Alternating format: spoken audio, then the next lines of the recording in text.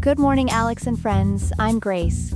Today is Saturday, February 8th, 2025, and you're listening to Alex's News.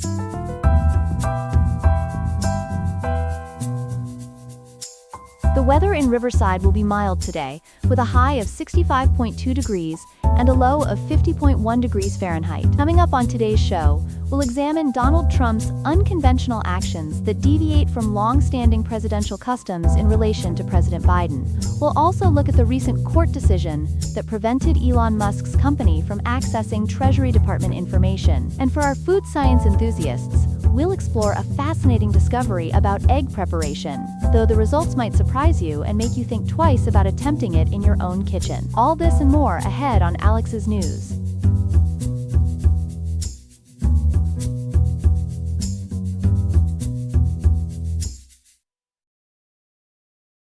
We begin tonight with a dramatic development in Washington, where former President Donald Trump has made an unprecedented move against President Joe Biden. Joining us with more details is our political correspondent, Ethan Parker. Ethan, walk us through what's happening. Thanks, Grace. In what can only be described as a significant break from presidential tradition, Donald Trump has announced he will revoke President Biden's security clearance and access to classified intelligence briefings when he takes office. According to WAPT News, Trump made this announcement through social media after arriving at Mar-a-Lago, ending his post with a characteristic flourish, declaring, "Joe, you're fired. Make America great again." This seems to be a direct response to something that happened in 2021. Can you elaborate on that? That's right, Grace.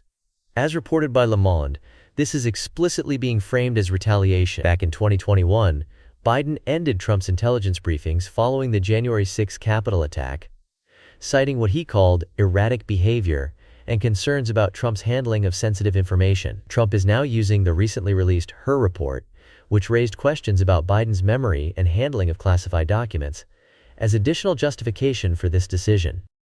For our viewers who might not be familiar, how significant are these intelligence briefings for former presidents? According to News Center Maine, these briefings have historically been more ceremonial than substantive. Former presidents like Carter, Clinton, both Bushes, and Obama received them, but they were typically only provided on a need-to-know basis, for instance, before foreign trips or major foreign policy speeches. What about the legal aspects of this decision?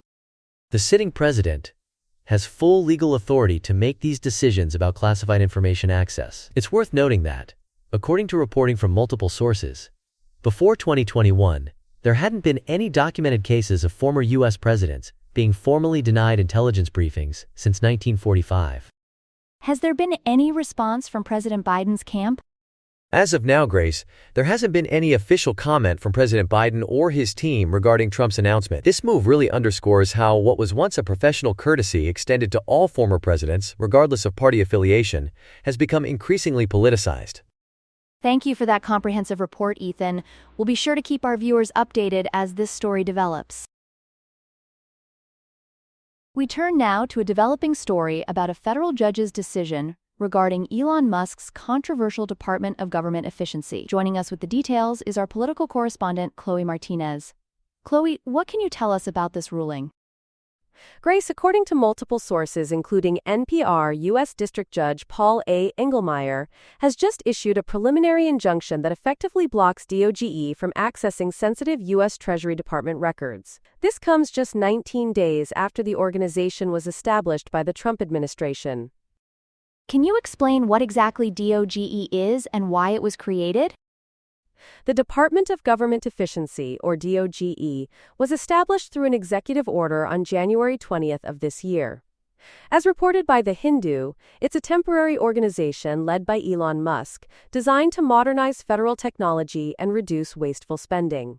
It's set to operate until July 4, 2026, about 513 days from now. What sparked this legal challenge? According to Euronews, 19 Democratic attorneys general filed a lawsuit in federal court in New York City. They're alleging that Treasury Secretary Scott Bessent made improper changes to data protection policies, which would have given DOG access to the Treasury Department's central payment system, a system that handles trillions of dollars in tax refunds, Social Security benefits, and veterans benefits. That sounds serious. What are the main concerns being raised? There are several major concerns, Grace. The attorneys general are worried about unauthorized access to sensitive personal data, including social security numbers and bank account information for millions of Americans. Connecticut Attorney General William Tong didn't mince words, describing this as potentially the largest data breach in American history. What's the constitutional angle here, Chloe? That's a crucial point, Grace.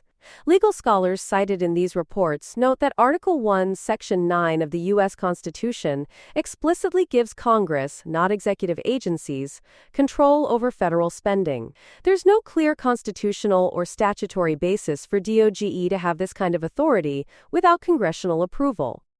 And what happens next?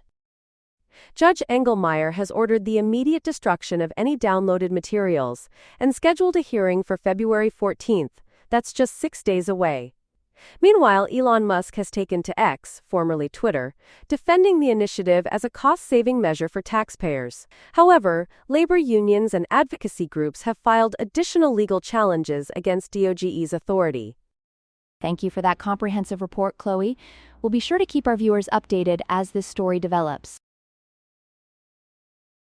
Here are some other headlines. In a significant political victory, Prime Minister Narendra Modi's Bharatiya Janata Party has secured a majority of seats in the high-stakes state election in the New Delhi region, further solidifying their political influence in India's capital territory. Rescue crews in western Alaska are racing against time to recover a crashed commuter plane from sea ice before forecasted snow and wind arrive. The Bering Air Cessna Caravan, carrying 9 passengers and 1 pilot, went down during a flight from Unalakleet to Nome. Among the victims were 2 technicians who had been servicing a critical water plant system.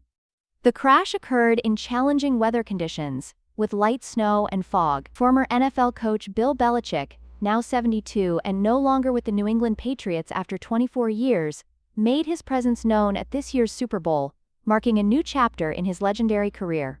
The Swedish royal family has welcomed a new member, as Prince Carl Philip and Princess Sofia announced the birth of their daughter. The baby girl, born at Danderyd Hospital in Stockholm, weighs 8 pounds and joins 3 older brothers. The birth has been celebrated across Sweden, with Prime Minister Ulf Kristersson extending congratulations to the royal family. In Michigan, State Representative Lori Pahutsky has sparked controversy after revealing she underwent elective surgery to remove her reproductive organs. The 36-year-old Democrat made this announcement during a protest against President Trump's early actions in Lansing. Her decision, which she says was influenced by concerns over potential future restrictions on contraception access, has drawn both support and criticism, leading to reported threats that have been referred to Michigan authorities.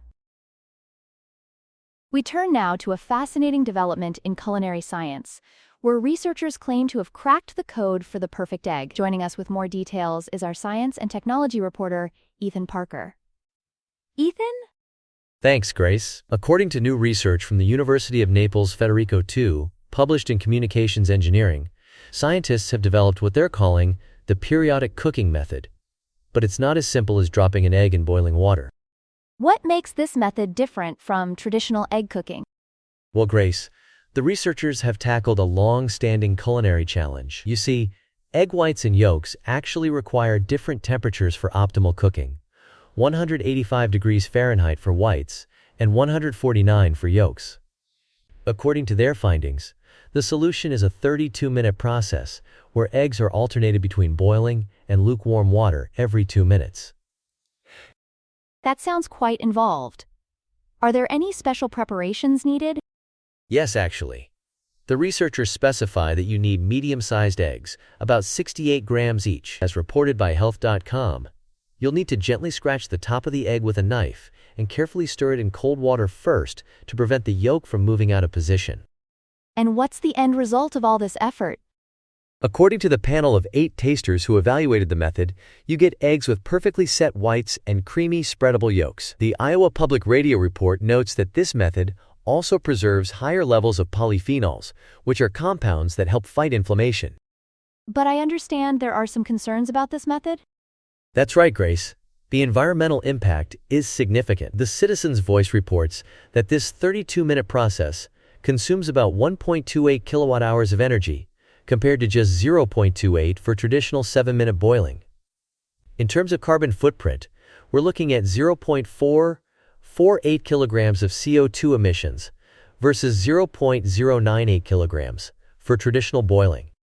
And this comes at a time when egg prices are already a concern, correct? Exactly. The timing is interesting given the current bird flu outbreak of 2024-2025, which has pushed the average cost of a dozen grade A large eggs to $4.15 as of December 2024. So while this method might produce the perfect egg, the combination of environmental impact and current egg prices might make people think twice. Thank you for that comprehensive report, Ethan. That was story 3 of 3. That's all we have for now. Today's episode was made by Alexander King with Claude Sonnet 3.5, the Perplexity API, and the Google Cloud Text-to-Speech API. Hope you have a great day. I'll see you tomorrow, Alex.